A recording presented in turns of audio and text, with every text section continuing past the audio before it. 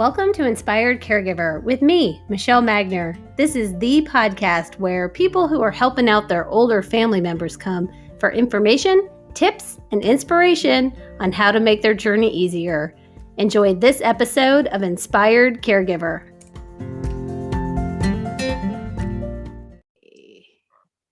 Well, hello and welcome. Thank you.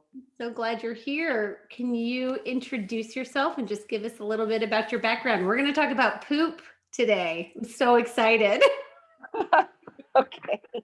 My name is Sandy Carney, and I'm an RN case manager with St. Croix Hospice.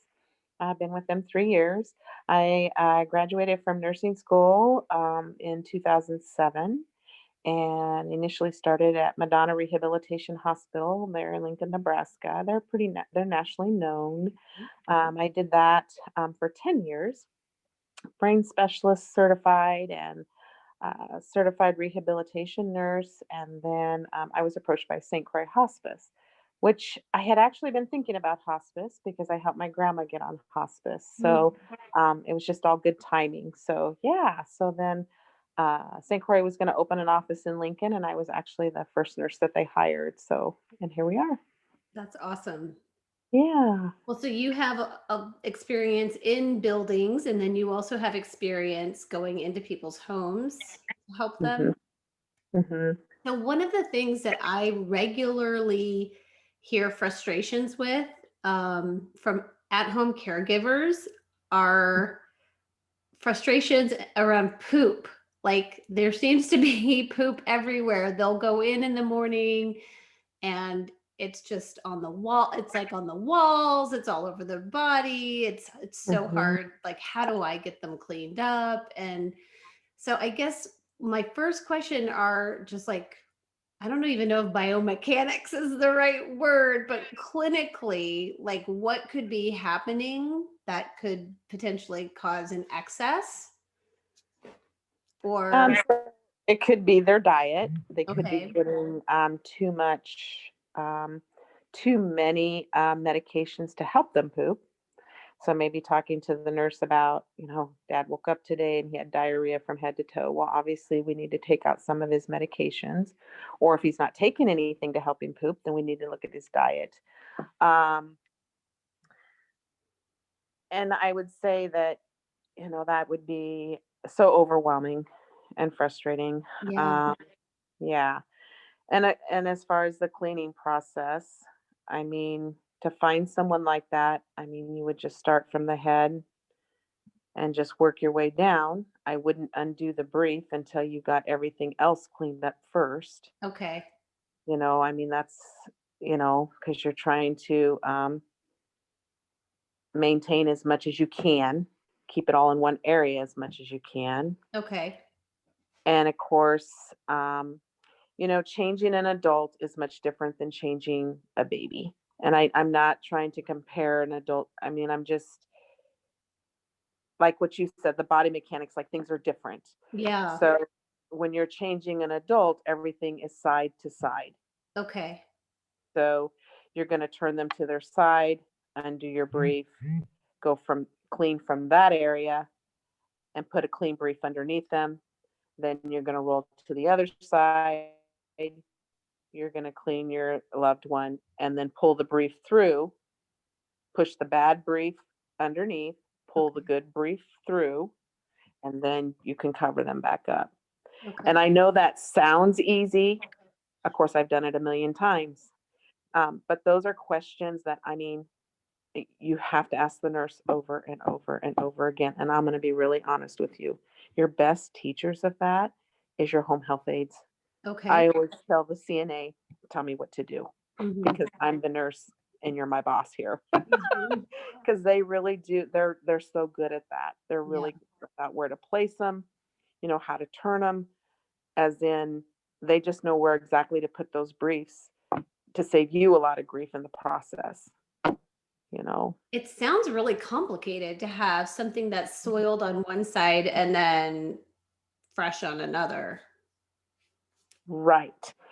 It's a matter of you tuck the old under and you have the clean underneath the old, so that when you roll them, they're going to roll on the new and you're going to shove the old through. Okay. And I know that that doesn't do justice just by saying I know it isn't. And I'm a visual person to begin with. Mm-hmm.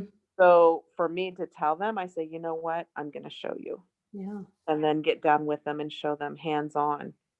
I mean, I had a lady here not too long ago.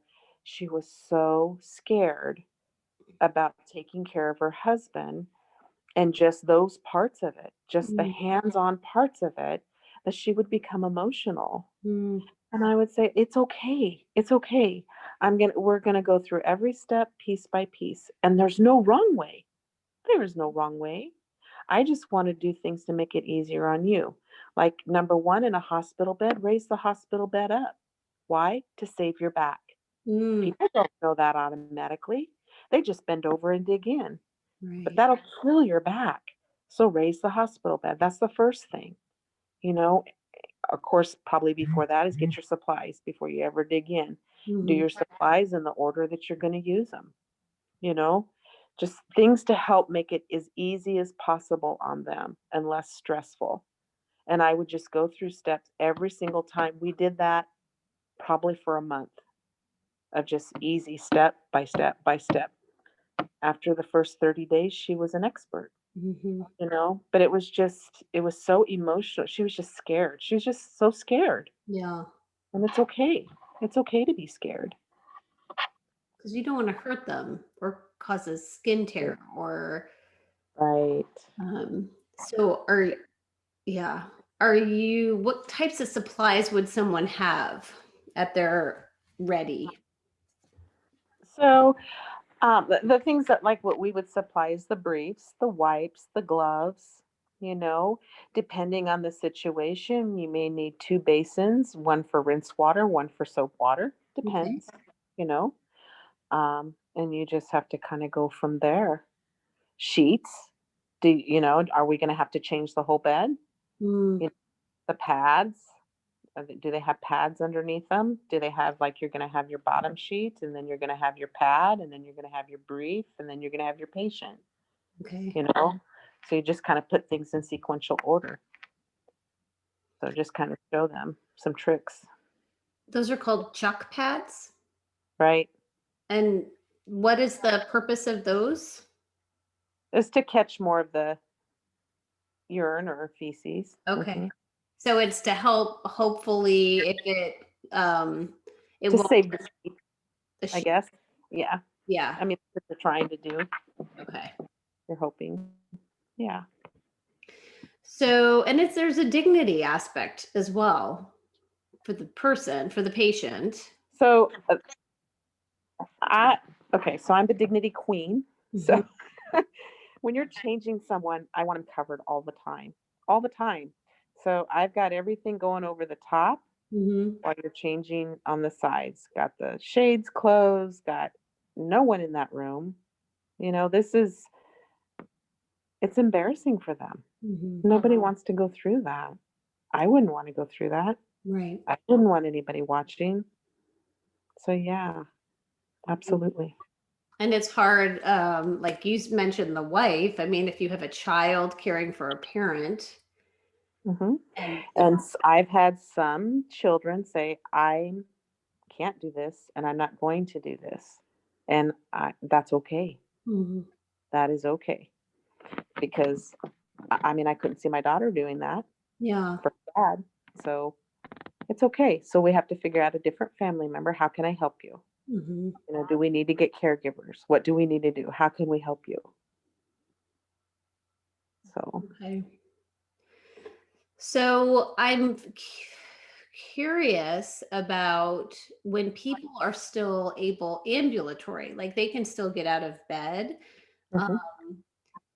What we're doing differently in buildings that people maybe don't know or aren't doing at home that would help set them up for success. Like the first thing that comes to mind is a regular toilet schedule. Like Mhm. very frequently after people go to eat breakfast, they Mhm. will just Let's go automatically back. to Yeah. the restroom. Right. And those are things that we talk about with the families. And the other thing is if they're a person that is still eating in bed, but they can still get up to the edge of the bed, why don't we get a commode by the bedside? And then we can transfer them over to the commode. Okay. Yeah. And then there's tricks with the commode. I mean, one of the tricks that we show families is let's put a Walmart sack in there with kitty litter in it. You Okay. don't ever have to clean that commode. Let's just tie a knot in it and throw it in the trash. Oh, Yeah. that's such a good hack. Yeah. Right. Right. That's the that's like the best tip ever so far. Oh. Yeah. I don't know what other things are you can you think of that are kind of like that, or like why I can't figure out why there's so many struggles at home that we don't seem to have in the buildings. When you use your bedpan, put a Walmart sack over the bedpan and then put the bedpan under your loved one. And then you just tie your sack in a knot and throw it away. You don't have to clean out the bedpan. Okay. That's another way. Um, that's the two I can think of off the And top of my and head. those are probably things people would do at home. Like in care Right. facilities, they're not doing those. No, Just to no. clarify that that would Yes. not not fly in a senior living. No, no. I'm just trying to make things as easy as possible for you at home. Yeah, Mhm. right. Yeah. So medications can affect your output of urine and feces. Food Mm-hmm. can impact that.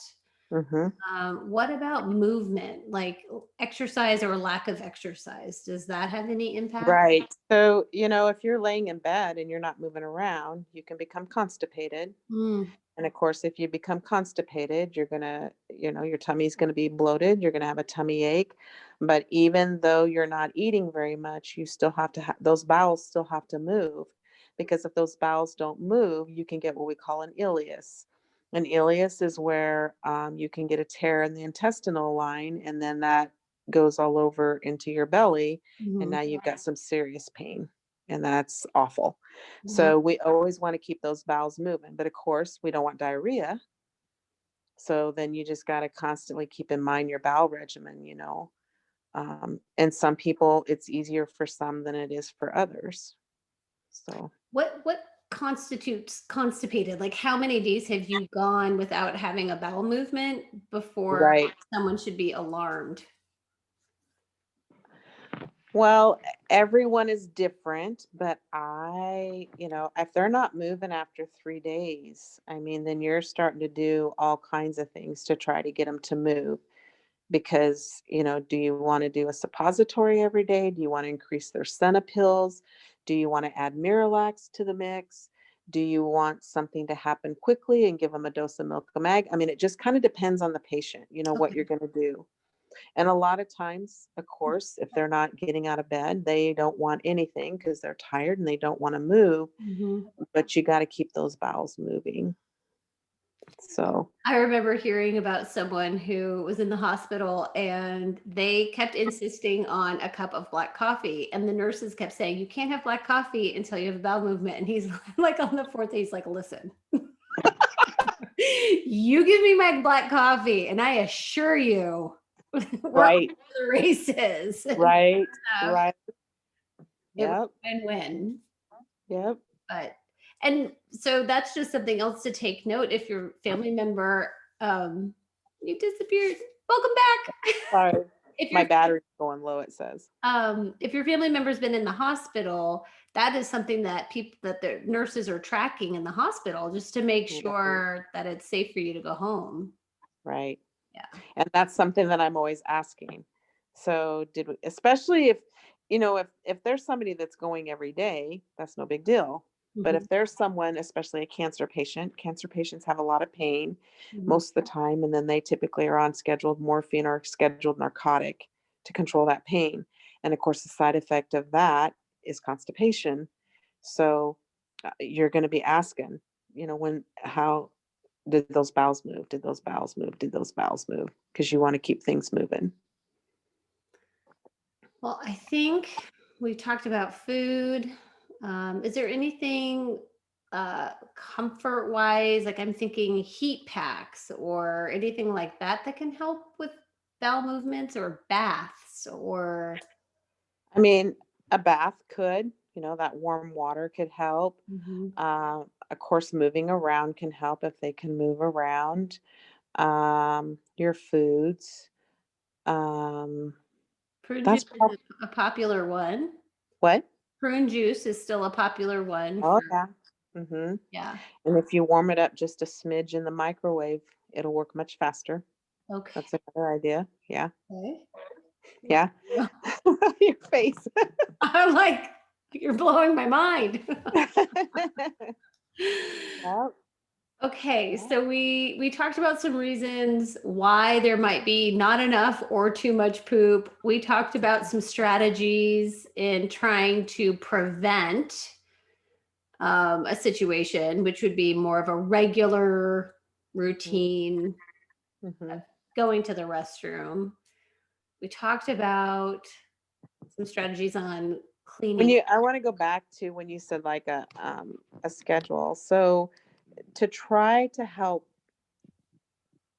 to where you're not going to have such a huge mess, is checking every couple of hours. Okay. You know, sometimes every three. Do you have to go to the bathroom? Can we sit up? Can we try to go to the bathroom? Those kinds of things, because you that might help Okay. prevent. Yeah. So offering and then Hmm. saying, well, can we try? And I know with dementia, sometimes it's can be extra There's a challenging better way, because and they're not that's where you just say it's time to go to the bathroom. right.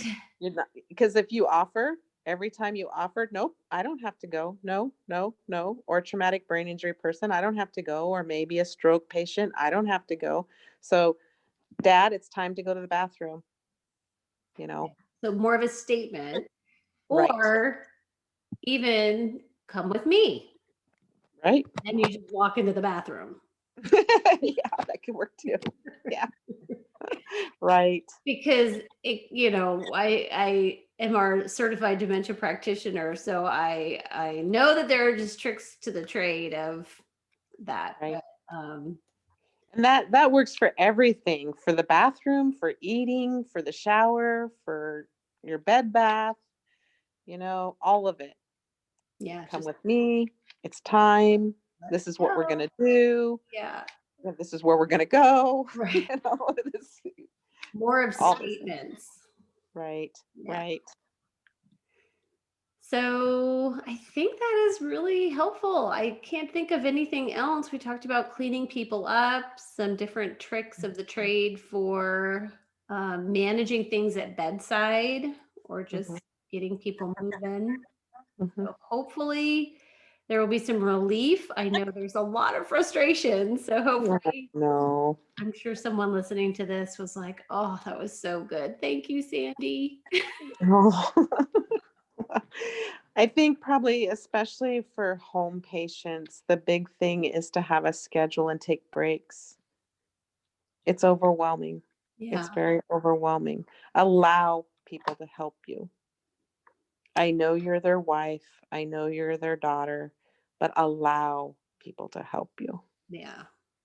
They're not going to do it exactly like you do it, but it's only a couple hours and you need a break. Such good advice. Yeah. Thank Okay. you. You're welcome. Thank you.